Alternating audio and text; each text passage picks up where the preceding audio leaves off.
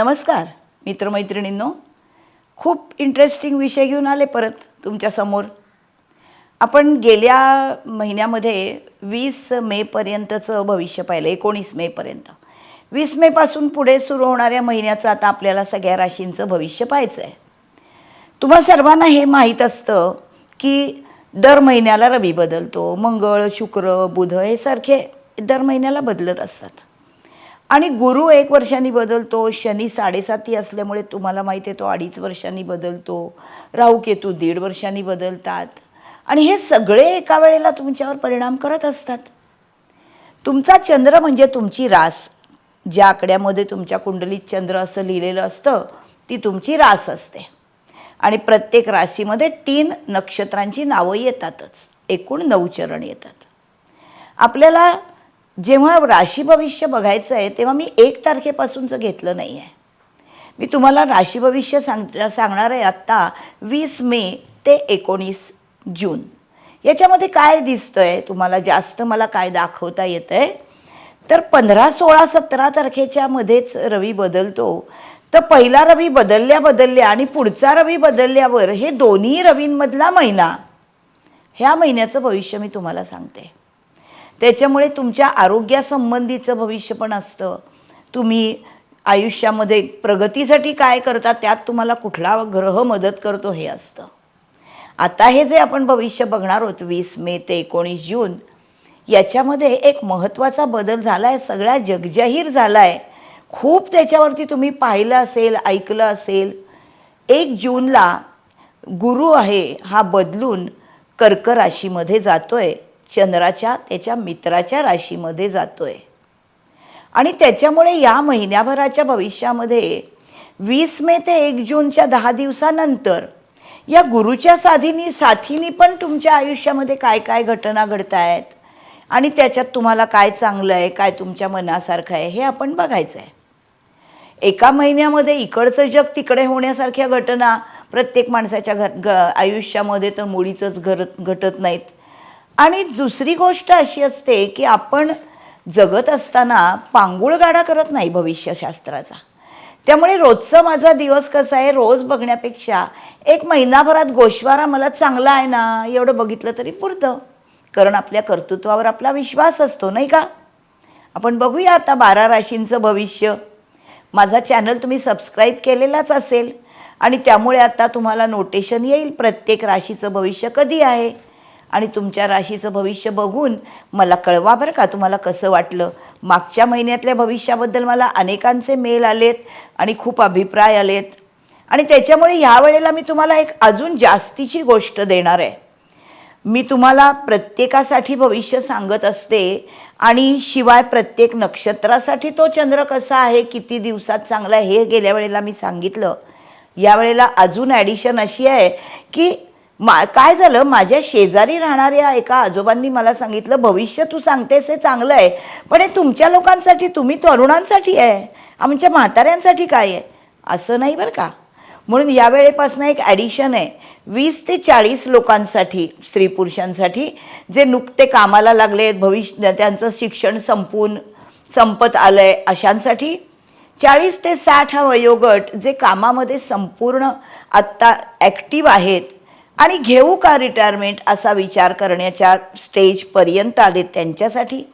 आणि 60 नंतर ज्यांच्या आयुष्यामध्ये सगळं मिळवून झालं आहे आणि आता आपण आपल्या आयुष्याचा कसा अर्थ लावायचा आहे, आपण काय मजा करायची आहे, कशा प्रकारे जगायचं आहे हे त्यांनी ठरवायचं आहे, त्यासाठी ही राशी भविष्य त्यांना मदत करणार आहे। चांगली गोष्ट आहे ना, तुमच्या इंटरेस्टची आहे जास्तीची। चला वेळ घालवूयाला नको जास्ती, निघूया पुढच्या प्रवासाला। मैत्रिणींनो, आता जाऊया तुळ राशीकडे। मी मैत्रिणींनो म्हटलं याचं कारण असं आहे, शुक्राची रास आहे ही आणि ही शुक्र या स्त्री ग्रहाची रास आहे म्हणून मैत्रिणी म्हणाले। तुळ राशीकडे जाऊया। ही शुक्राची मूलत्रिकोण, शनीची उच्चीची अशी खूप महत्त्वाची रास आहे, सप्तम स्थानातली। मित्रमंडळी आणि नातेवाईक सगळ्यांना हवीशी वाटणारी ही माणसं असतात। या महिन्यामध्ये खूप जास्त लकी रास आहे। शुक्राची मूलत्रिकोण म्हणून नात्यांना खूप महत्त्व असतं. यांना वाकडेपणा नात्यात अजिबात आवडत नाही. लवादाची भूमिका हे घेतात. त्यांना सामंजस्य हवं असतं. हा शुक्राचा गुण आहे. पण राहूची दृष्टी आहे तुमच्या राशीवर, त्यामुळे आता तो तुम्हाला जरा ऑब्सेसिव्ह बनवतोय, आधाशी बनवतोय. उद्योजक आणि नोकरदार तूळ राशीचे, तूळ राशी सप्तमातली मुळातच एंटरप्रेन्युअरची रास आहे. राष्ट्राधिपतीचा शनी मित्र आहे. तो सेवेसाठी आता तत्पर आहे. शनीवर भरोसा असतोच या लोकांचा, त्यामुळे तुम्ही तुमचं काम करत राहता. शनी न्याय देतोच आणि सेवेच्या दृष्टीने तुम्ही वागता. नोकरीचा कारक रवी आणि सेवेचा कारक शनी. रवी मात्र 8वा 9वा येतोय 15 जुलैपर्यंत, त्यामुळे वरिष्ठांशी पंगा घेऊ नका, त्यांचं ऐका. 15 मे ते 15 जूनमध्ये जरा आरोग्याकडे जास्त लक्ष द्यावं लागेल. सुट्टी आहे म्हणून कसंही खाणं पिणं ठेवलं, काही कुठेही जाऊन एन्जॉय केलं, जागरणं केली, अंगाशी येईल असं करू नका. गुरु 1 जूनला कर्मस्थानात येतोय. तो षष्ठाकडे आणि धनस्थानाकडे बघणार आहे. तो न्यायाचा कारक आहे. नोकरीमध्ये जेवढं योग्य आणि योग्य ठिकाणी काम केलं असेल त्याच्यामुळे आता तुम्हाला प्रमोशनचा योग आहे. लॉ फील्ड, मनोरंजन, क्रिएटिव्ह क्षेत्र या सगळीकडे काम करून तुम्हाला पैसे मिळण्याची छान संधी आलेली आहे. पैसा मिळायला लागला की तुम्ही आनंदी होणार ना, कारण तुमची शुक्राची रास आहे. रवी आणि मंगळ हे पण 10वे आहेत. शिस्तबद्ध कामे, व्यवस्थितपणा हा या ग्रहांचा गुण आहे. तुम्ही जर MBA केलेलं असेल तर छान संधी येतील तुम्हाला, तिचं सोनं करा. जागरूक रहा, वरिष्ठांची मर्जी संपादन करा. शुक्राचं पाठबळ लाभासाठी आहेच 8 जूनपासून. गुरु स्वतःच्या कारकस्थानामध्ये आलेला आहे. लाभामध्ये वाढ होईल. मित्रमंडळीत खूप छान आणि खूप मौज मजेच्या आनंददायी घटना घडतील. विवाह ठरण्याचे पण योग आहेत, पण नीट चौकशी करा. राहू गैरसमज करू शकतो. तो पंचमातून प्रणयस्थानातून चाललेला आहे. असंच चांगलं वाटतंय असं नको, जरा नीट चौकशी करा. गृहिणींसाठी घरातल्या व्यवस्थेमध्ये तुम्ही खूप लक्ष द्याल. 15 मे ते 15 जून रवीने वरिष्ठांची मर्जी सांभाळावी लागेल. त्या संस्काराचा फायदा घेऊन तुम्ही घराची घडी खूप छान पद्धतीने बसवाल. विद्यार्थ्यांसाठी संशोधनात्मक शिक्षणासाठी तुमची निवड होईल. मात्र हितशत्रूंकडे लक्ष ठेवा. आपण बरे, आपला अभ्यास बरा असं धोरण ठेवा. मौज मजेचे दिवस संपत आले आहेत. अभ्यासाचा मूड आणा परत. परदेशी जाण्यासाठी 1 जून नंतर गुरु सप्तमावर बघणार आहे. प्रवास होतील, पण परदेशाची जी संधी राहू आणेल ती पटकन पकडा. पूर्ण विचार आणि छाननी करा त्या संधीची आणि मगच तिचा लाभ घ्या. 20 ते 40 मधले जे विद्यार्थी आहेत त्यांना नवीन ज्ञानाची दारं उघडतील. हिलिंगच्या क्षेत्रामध्ये यांना बाजी मारता येईल, संशोधन करता येईल. 1 जूनपर्यंत गुरु भाग्यात आहे, त्याची मदत घ्या. नवीन कामं सुरुवात करा. तोपर्यंत शनी तुमची परीक्षा बघणार आहे. 1 जून नंतर तुम्हाला प्रमोशन मिळू शकतं. कामात वाढ होणारच प्रमोशन मिळाल्यावर. 40 ते 60च्या वयोगटांना सेटल झालेल्या व्यक्ती शुक्राच्या यशाच्या आता मध्यवयामध्ये छान ते यश एन्जॉय करण्याच्या मूडमध्ये आहेत. हा महिना गुरु शुक्र तुम्हाला मित्रमैत्रिणीत रमू देणार आहे. आता बदल, प्रमोशन घ्यायचं का, हवं का हे तुम्हीच ठरवा.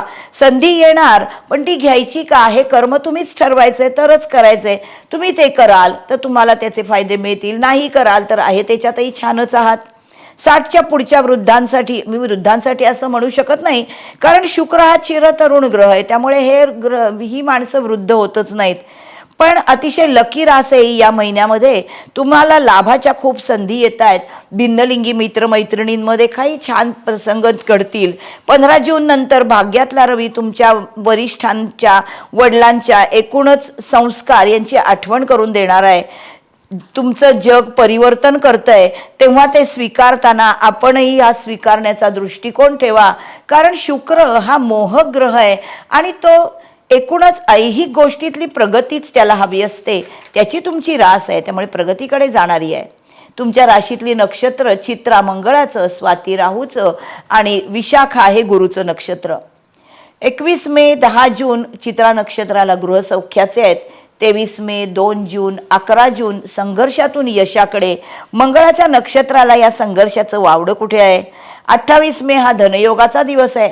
27 मेला आरोग्याला चांगला आहे. आणि जे काही आधी लाभ मिळालेला आहे त्याच्यामुळे तुम्हाला खूप छान ग्रहमान आहे याची खात्री पटली नाही का. स्वाती नक्षत्राला 22 मे, 24 मे, 27 मे, 28 मे उत्तम छान दिवस आहेत. 2 जूनला थोडं संघर्ष करून यश मिळेल. 9 जून, 18 जून धनयोगासाठी चांगलं आहे. विशाखा नक्षत्र हे वृश्चिकेत जातं पुढे स्वातीनंतरच्या केऑसमधनं बाहेर पडून. 20 मे, 23 मे, 27 मे, 28 मे, 29 मे धन, आरोग्य, गृहसौख्य. 2 जून सगळ्यासाठी छान आहे. 11 जून, 12 जून हे थोडं कष्टदायक आहे, पण यशस्वी करणारे दिवस आहेत. बघा, प्रत्येक नक्षत्रासाठी हा महिना जास्तीत जास्त दिवस चांगलाच जातोय. मजा करा. तुमची रास अतिशय खुशाल चेंडू रास आहे, इंडिपेंडंट आहे, अतिशय श्रम करणारी आहे, पण मौज मजा करणारी आहे. मजा करा. बघा कसं वाटलं तुम्हाला भविष्य. यानंतर पुढच्या राशीचं बघायचं ह्याच महिन्यामधलं. तोपर्यंत बाय बाय.